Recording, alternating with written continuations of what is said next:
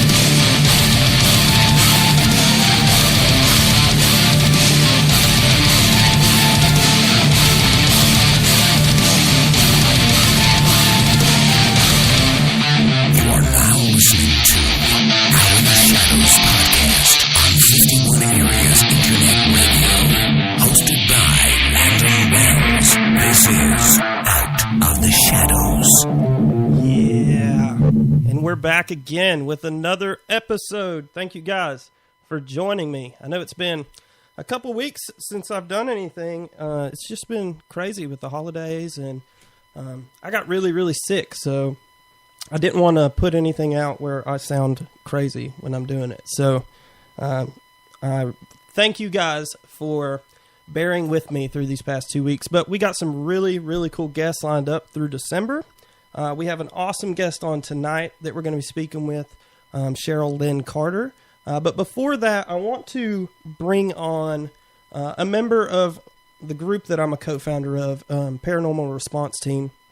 Erin is with us. Erin, are you there? I am here. Hey, Erin, welcome to the show. Thank you for taking the time to come on with us. Not a problem. Anytime.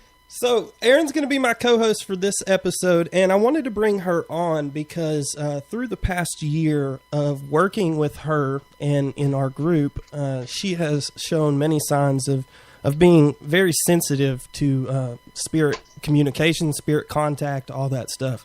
And with our guest tonight, Cheryl Lynn Carter, she is a medium and empath. She is a paranormal investigator, an author, a remote viewer. She just does everything. The list goes on and on. So, Cheryl, are you there with us? Yes, I am. Thank you as well for joining us tonight. Thank you for having me. So, I've got a ton of questions when it comes to mediums. And I guess I just want to start off with kind of explaining my experience that I've had with any mediums at all, which is very limited. And then we can get into what it is specifically that you do. I know on many different occasions I have reached out to people who claim to be mediums in my area to, help us out on an investigation or whatnot. I've always wanted to do experiments with mediums because it's this huge, mystery area for me. You know what I mean? I don't doubt that it's possible, but it's also very open to scams and to people that are not legit. You know what I mean? Is that safe to say, first off? I don't want to offend you, but... No, I've met fake people too. I can totally understand. I mean, that's not just mediums. I mean, that's all across the board. Right, exactly. Exactly. It's just kind of one of those areas where you can't necessarily prove it or, disprove it. I think that's where the line is right there with that. But I've reached out to some of them to come, like I said, join us on an investigation, just give us an idea of what they feel, blah, blah, blah, whatever. And every single time they want a large amount of money to come do this, and we don't charge for any investigations that we do or anything like that. So sometimes it's just kind of hard to do, and it's just not, how do I say this? It's just not something where I can afford to pay $1,000, which I've been quoted by somebody, to come do an investigation with us. You know what I mean? That's just crazy. That price, I can't believe that price. It's crazy. And then I agree with that. And then where on did top they of come it, up with this price? How do they Well, quantify that? well, I mean, I'm sure if I said the name of this person, which I don't really necessarily want to because I don't want to start a bunch of drama I don't know around me. anybody that would be worth that much. Sorry. But, it's one of I don't these. know anybody that'd be worth that much, but I know somebody that probably would charge that much. Yeah. I don't Yeah. want to say any names. Well, it's one of those things too. Like, oh wow, we're partying back there. Oh, it's my clock. Sorry. No worries. I have a regulator clock. But it's one of those I'm in things the other like, room. I mean, I guess it's you charge whatever you want. You know what I mean? But anyway, like I said, I've never really had an experience working with a medium, especially like one-on-one with me. I've had a time where I wanted to reach out to someone that could help me contact a loved one that's passed on. I had an experience back probably trying to think time range off my head, but like 8-10 years ago, my grandmother passed away, and I was a lot younger than I am now, and I just didn't really know how to handle the situation. She was in our house, just kind of staying at home as she was going through this thing. We just knew that she couldn't pull through, and it was just really, really tough for me because she and I were very, very, very close. And during that last week of her time, I just couldn't stand to see it. You know what I mean? Like it just. Yeah.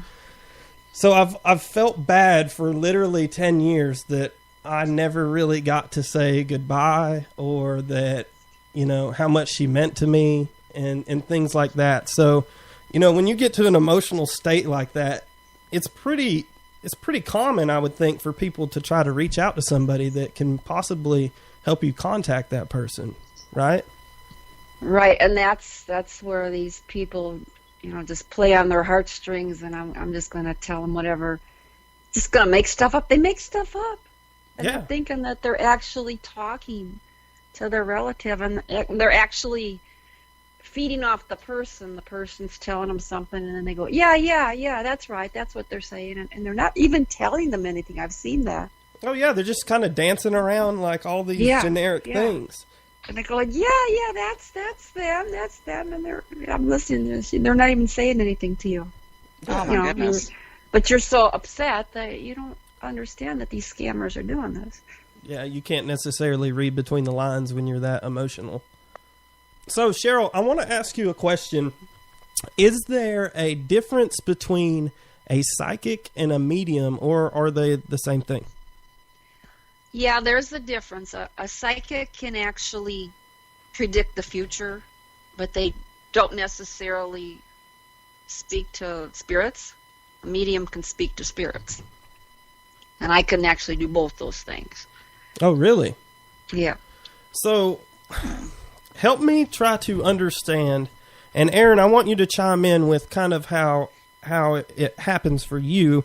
Okay. But how do you have that experience? How do you actually talk to them? Do you see them as like a figure? Do you see them as like a picture in your head?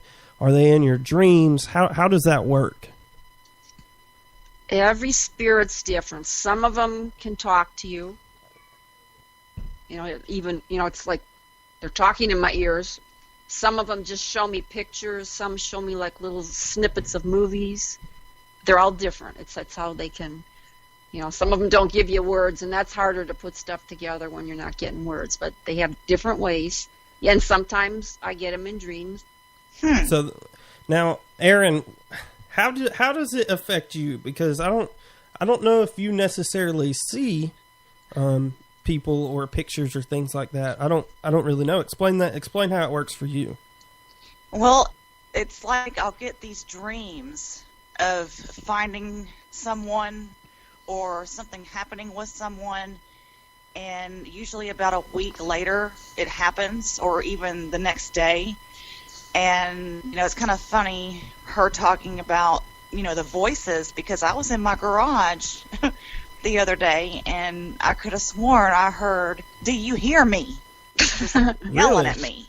Yes. Happens all the time to me, I know. And that's what I was like, what? And I keep getting little things here and there, but I don't know for sure if it's me just going nuts, or if I just don't know if I've got more of, sensitivity and just don't know how to use it. I don't know.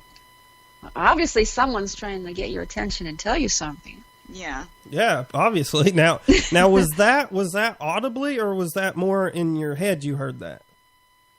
I could have sworn it sounded like it was in the room, my garage with me. Wow, that's wild. The door was shut, and it was in the middle of the night. No, of course it was not in the was. middle of the night. It was during the day. Daytime, yeah. Okay. That brings up another point, which has absolutely nothing to do with being a medium. But I know, Cheryl, you do a lot of investigating all over the place. I mean, it's hard to keep up with what you do. Thank God for Facebook. Year, Yeah, I mean, you do a lot of stuff. So this brings up a question, and I asked Aaron's husband about this week. I'm in this debate of, do we need to be investigating with like IR cameras, or does it even matter if we investigate during the day or with normal lights on your cameras, that it's not infrared or ultraviolet? Do you think it matters at all? It doesn't matter to me, because I'd say half of my investigation goes on in the daytime.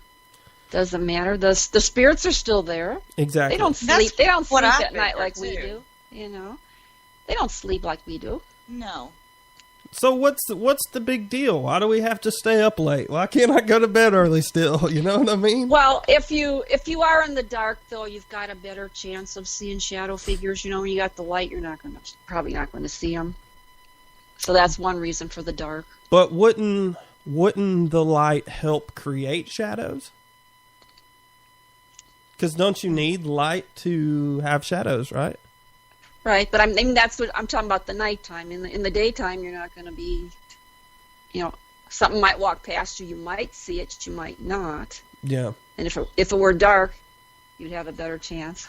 Well, I just think it's very, very interesting, to say the least, and it's something that I've been contemplating in my head. Does it really matter? I kind of want to try doing some investigations in complete broad daylight and see if there's a difference.